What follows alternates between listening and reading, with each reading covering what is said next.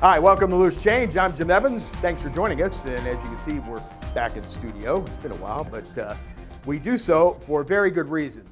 Now, if you follow sports in our area, and even if you don't, you're no doubt aware that we recently lost a very good friend and great guy in the passing of Ray Housteau.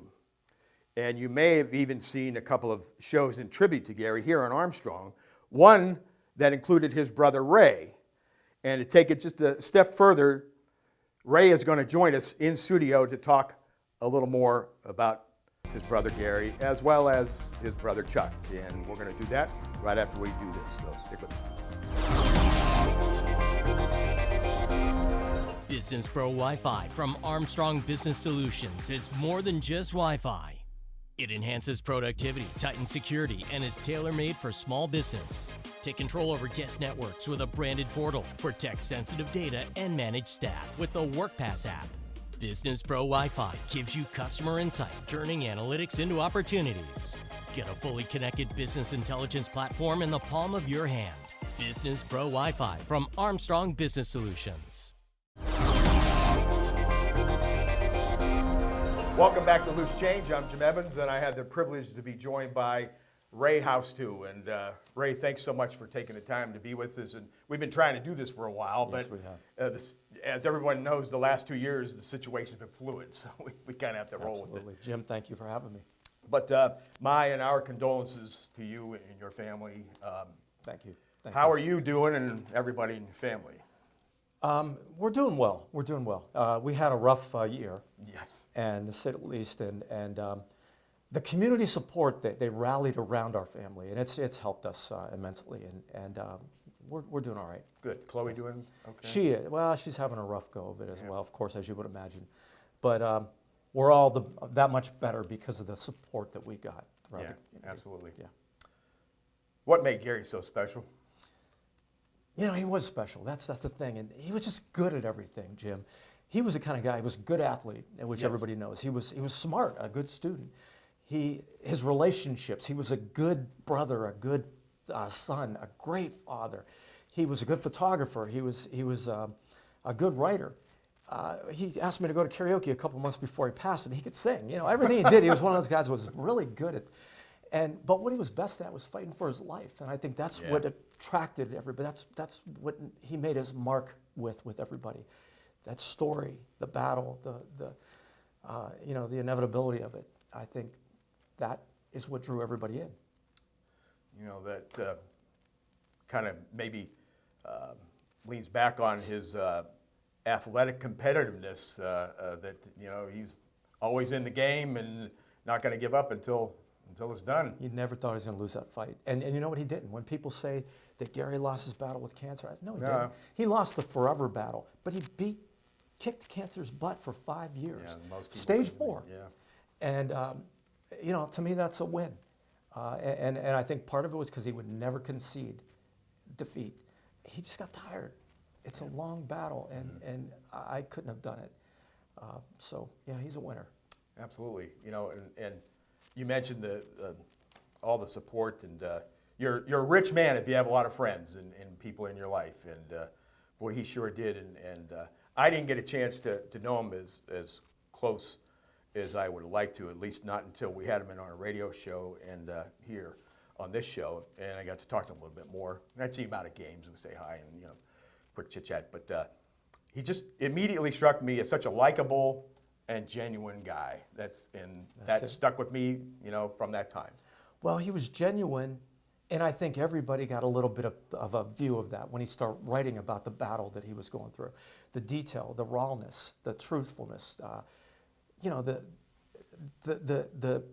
remember him writing drip, drip, drip when he's sitting there in his chair getting chemo treatments. And I think everybody knows somebody or cares about somebody that had this battle. Absolutely. But maybe they couldn't express it to others the way that Gary did. And I think that's what drew everybody in. And who he didn't befriend in life, I think he befriended in that battle and afterwards. And I sensed that, he had compassion for people, others, and he had passion for what he was doing and life. Compassion and passion, both. He did. And also, he was an opinionated person. So sometimes people took him the wrong way. But he was genuine. What he said, he believed, and he would say it to you in front of you. And he would, he would not be somebody that would tell you one thing to your face and then turn around and say something else. So he was a genuine person, and what you saw is what you got. And it was good, all of it. I know he was a great football player, and we'll talk about that at a little length here. But I also sensed that he was the kind of guy that he was tough and he played smart. He played offensive line, correct? Defensive line. Defensive line. Nose man. Nose tackle. I don't know why I was thinking a little did offensive some line guard, too. but He maybe did. someone told me that. But he also, for me, like if you're in a game and you're in the huddle and you're trailing in the game, and maybe it's against what might be an inferior opponent, and he'd be the guy in the huddle that would say, you know what, that's enough of this. We're gonna buckle it up, and you're all gonna get it done. Follow me. I think his teammates didn't want to answer to that. He was, as you saw recently, he never wanted to concede loss. And he would be somebody in a huddle. And I was a senior when he was a freshman. So, I got to experience playing with him a little bit that way. But, he was somebody that just never stopped and never conceded. He wasn't the greatest athlete. He won the De Niro Award for the best defensive player in the area his senior year. And it wasn't because he was bigger, faster, stronger than everybody. It was because he never stopped. Yeah. And nothing would stop him. And that was Gary. He excelled, at Woodrow Wilson, as you guys did, and went on to Adrian College and did great up there, right? Yeah, he did. He did well there too. And if he were bigger, he would have been at a bigger school even. And I'm sure he would have did well wherever he went. But yeah, football was his passion, but baseball was also a sport that he was really good at. Yeah, and we're going to get into that. But after he had left us that week, I believe, or maybe the following week, I caught Ron Podesta's show, a tribute show, and I was able to tune in right when his coach from Adrian had called in. And I thought that was really cool what he had to say. What a guy! And I got to know the coach, Coach Labadie. And also a lot of the guys that he were Gary's teammates at Adrian. And he made a mark. They came and drove hours and hours to visit him. And then they came back for the funeral as well. And man, just an outstanding group of people. And you could tell Gary made an impression on everybody, and they all made an impression on us too. So it was part of what I said. When he was good at relationships. He was good at friendships. He was just somebody that everybody took to. And you latched on to him. He'd be a guy, I would think that you'd also want to be in a foxhole with. You would. And my brother, of course, I'm going to be biased about it, but I knew him as well or better than anybody else, of course, that he played sports with. But no, he'd never let you down. He'd do whatever he could to make sure that you weren't on the losing end of anything. You mentioned about his passion, obviously, for people in his life and for what he was doing, and obviously he had that for local sports, high school football, and again, I would catch him on Friday afternoons when I was going to do a game, and he was with Ron, and that was a really good show, and I loved listening to Gary, and it was like, yeah, he's right about that, he's right about that. Yeah, I really agree with a lot of what he said, and he would pick most of the winners too. And then we were doing the Ursuline, it was supposed to be Boardman, and but Boardman had to cancel because of COVID, so they picked up Cleveland St. Joe, right. Much to Ursuline's chagrin that night. But I saw Gary down in the field. He was had his camera, and he was going to, what he did, a lot of photo work down there. And I remember hearing him on that show, and it's like, man, he sounds great. And he really looked great, down on the field that night. I just watching him. I didn't have a chance to get down and say hello, which I wanted to do. But that made me feel so good hearing him, and I thought, he's really doing great, after announcing in the summer that, things weren't going that good. The last 2 days were the only bad days that he really had. 4.5, 5 years almost of chemo and radiation and treatments, nonstop. Stage 4. I mean, he would have a few months of a break here or there, but mainly it was from one procedure to another, one therapy to another. And never lost his hair. He walked every day. Yeah. His schedule with covering high school sports and going to Ohio State games and just living life. He never conceded an inch. Never stopped it. And you would never know to see him. If you looked at him on the field, Right. looked like Hey, I mean, we were upstairs a little bit, but we still had a good Right. View. And man, I told Mentally Bob Gallagher, tough. my partner, he looks great. He goes, Bob said, yeah, I heard he's doing really well. And I'm one of the few people not on Facebook, so I wasn't privileged to a lot of the information. But Bob knew Gary for a while too, and I know Bob, would have said Gary looks exactly the same as he did before. Yeah, for sure. Yeah. We're going to take a break and be back with Ray Housteau to talk more about his brother Gary and his brother Chuck as well. Can we do that? Yes, sir. We'll do that right after this. Connected to what matters most. Talk brings great calling features for one low monthly price. Already an Armstrong customer? Add Talk and save on your monthly service. Visit ArmstrongOneWire.com for more. Armstrong, telephone made easy. Welcome back to Loose Change. Again, I'm Jim Evans, joined by the amazing, or I should say the amazing race, Ray Housteau. If we have time, we're going to talk about that, but more with our thoughts on Gary. And we were talking about his football prowess, and you touched on baseball, and I heard that Little League story. Tell us, those who don't know, tell us about that Little League adventure. Amazing. A little league, tiny league on the east side of Youngstown. 7 teams, I think it was. And these kids were not very big. They weren't, overpowering anybody. They weren't hitting home runs. They just won, and they were, made it as 12-year-olds, 11 and 12-year-olds, through every tournament where it was single elimination, and every single, you couldn't lose a game anywhere up and down the line. And they made it all the way to Williamsport. No losses, 2-1 games, 3-2 games, 1-0, and had the experience of a lifetime. Taiwan and all those teams that back then were, very well known for doing well. And they played in that tournament. And it was before there was a lot of teams. Right. There was 8 teams in the world, and that's it. Right. They finished 5th in the world. He was a second baseman. Second baseman. That's yes.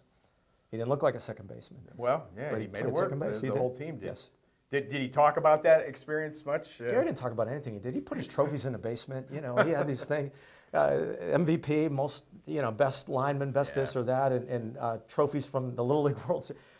Never had them out. Never talked about it. Never seemed like that. People that I always tell people this, that the athletes that he took pictures of, that he covered, they probably thought he was just a guy that took pictures on the sidelines and didn't realize he wasn't, a fan of theirs. He was paying tribute to them, trying to do what he already did. Yeah, he knew what they were doing. Yes, and he was. If they knew what his background was, they would have really respected, I think, even more his ability as an athlete, more than just a photographer. You know what, I sensed, just in talking with him and getting to know him a little more, that he also, I think he would have been a good football coach. Absolutely. He would have been a good coach in anything because he was somebody that people listened to. Yeah. And he never wanted to do that. I don't know why, but he would have absolutely made it. And he had offers to do that, but he never went down that path. Catches interest. Of course, those who follow sports, in our area know about at least a little bit about the Valley Playbook that you guys were all involved with. Tell us about that and how that got started and who all was involved and how it all played out. Bruce Burge was a friend of ours, Yeah, a family friend of ours, Mm-hmm. and everybody knows Bruce in the local sporting community. My brother Chuck, who was also very well known in the local sporting community, a writer for the Vindicator Sports and just involved in everything. And myself and my brother Gary. Ironically, I was a photographer during that, and I wrote as well. And Gary did stories. He wrote. He knew everybody. Chuck knew everybody. Bruce knew everybody. Well, knew everybody. I was the business manager of it. And that little paper lasted over a decade. Yeah, I know. And I think it's an iconic paper that I look back at some of the people that wrote for it and were involved in it, from Bill Davis of the Cleveland Browns to Mel Kiper, who did a column for us during the NFL drafts, to locally, almost everybody involved in the sporting community. And we're proud of that. And it was my brother Chuck's idea, who was a great guy and also, died very young.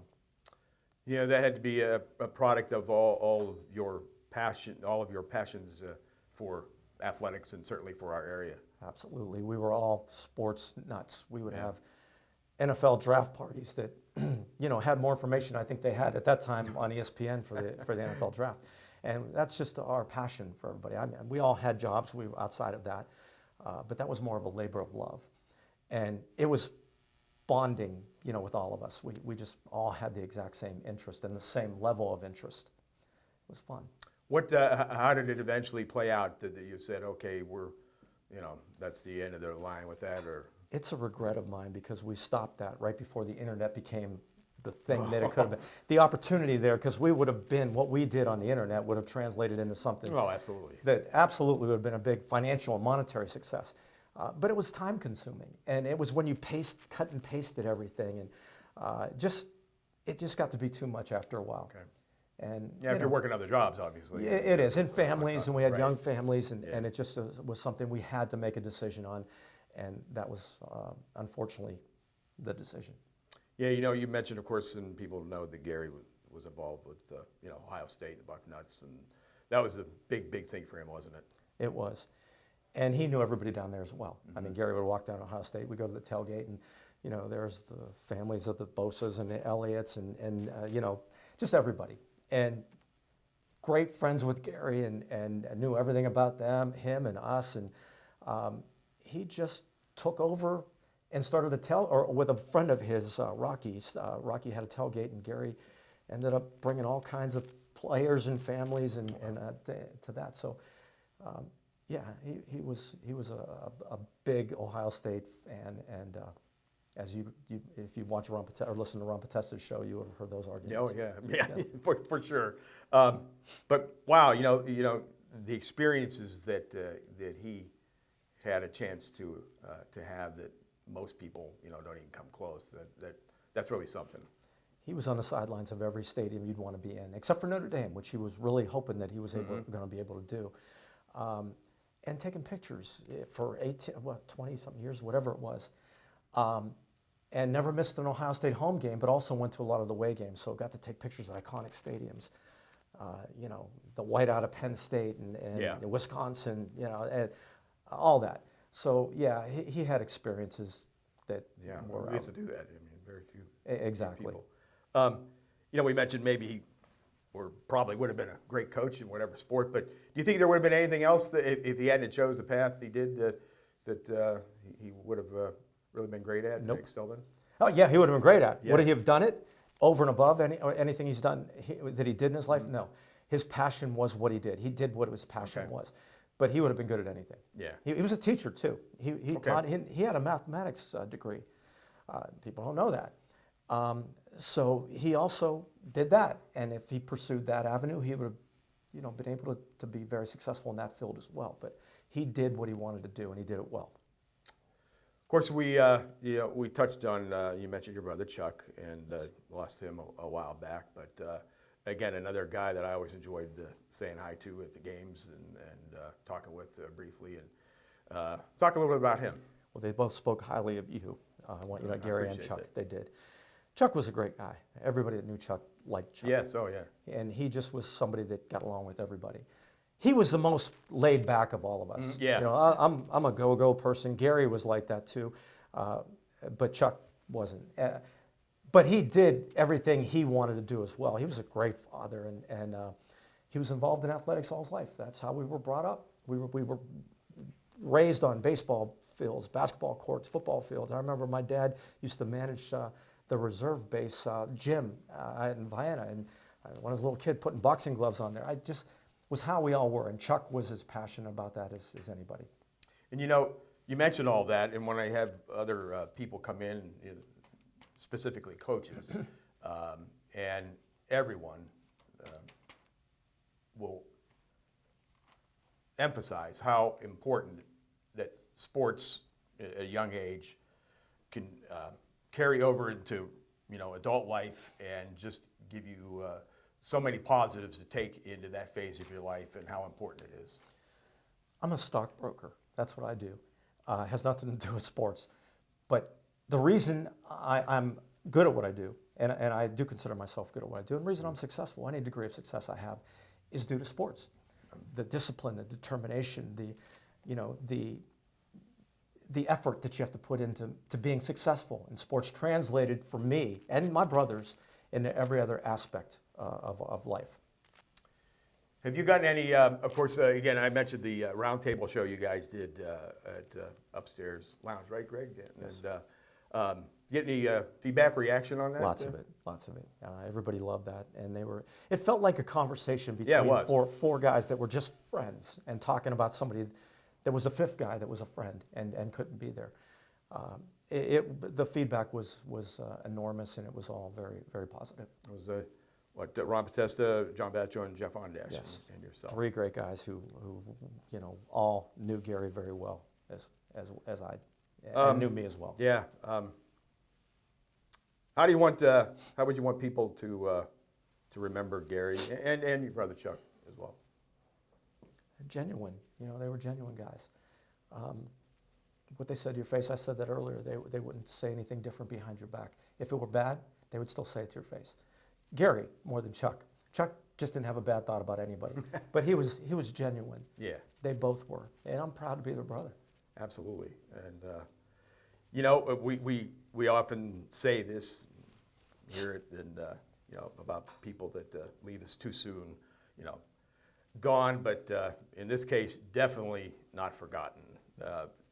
And again, the reaction from friends in the community, as you talked about, and that says it all about certainly what Gary meant to everyone here. The community meant a lot to Gary too. I do believe that the last part of his life, he was running on, feedback from the community. I think that powered him to live longer than he otherwise would have. And and I mean this in a positive way. You think of Youngstown, and that's your brother Gary. I mean, he epitomizes what Youngstown Bulldog, is about. speak your mind. Yes. Good person, though. Yes. Not outstanding in any physical appearance or whatever, but was good at everything he did. Effort. That Youngstown. Time to come in and join us Happy to and be talk a here. little bit more. Best to you and your family and Chloe, and good health, and I hope to see you again soon. So, Jim, thank you. thank you. Appreciate that. Appreciate it, Ray. Okay, what we're going to do next is we're going to reach back and grab a little bit of footage from the previous show when Gary was with us and spend a little more time with him, and we'll do that right after this. Supercharge your internet. Only Zoom Extreme from Armstrong combines unlimited data with whole home Wi-Fi. Delivered to you at the fastest speeds possible on our fiber optic network. Zoom Extreme from Armstrong. The future is faster. The future is now.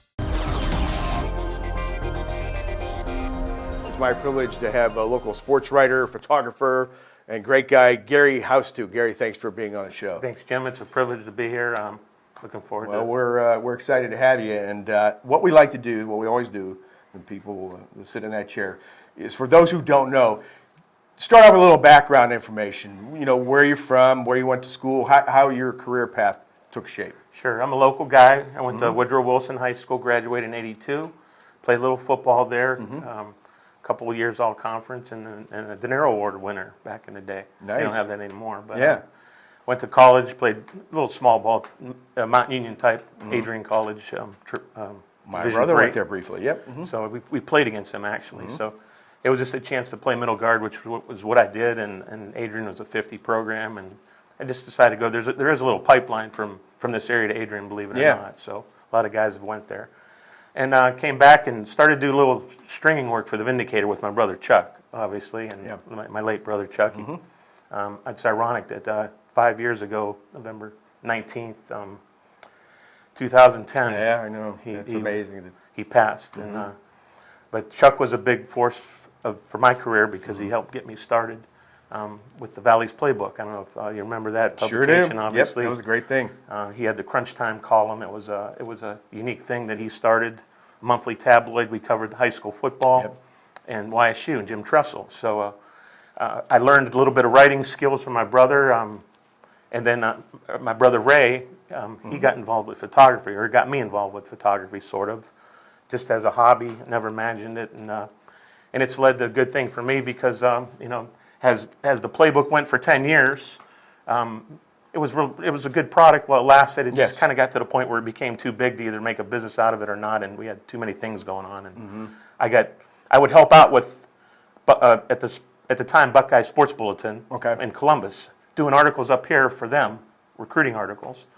And when I would go to games, I would go down there and stop in and say hi and just develop a relationship with them. And before you know it, when we folded in 1999, after a 10-year run, I got involved with them sort of like a full-time basis, if you will. Back then, the internet really wasn't as strong as we had a publication, magazine, and that's how you got. Now it's like night and day the difference with recruiting and everything like that. Yeah. So I just I started doing a little bit of work for them, and then the 2001 season, Jim Tressel's first year at The Ohio State University, I was able to become a photographer and a writer with them, and I've been doing it for 15. This is my 15th season now. Haven't missed a home game, and I've been privileged to have the chance to go to 2 national championships, which we both lost. Those ones, unfortunately, didn't go last year, and a couple Big Ten championships. Won one, lost one, and been to the Big House, all the stadiums, in the big, pretty much all of them, not all of them, but most of them, and the 2006 Michigan-Ohio State 1-2 game, I think it was, in Ohio Stadium, was one of the individual career highlight games that I've had. So I've gotten to meet great people. Coach Ginn, for instance, from Cleveland Glenville. Guys, Coach Tressel, now 4 titles at YSU. I've witnessed them all, one at Ohio State.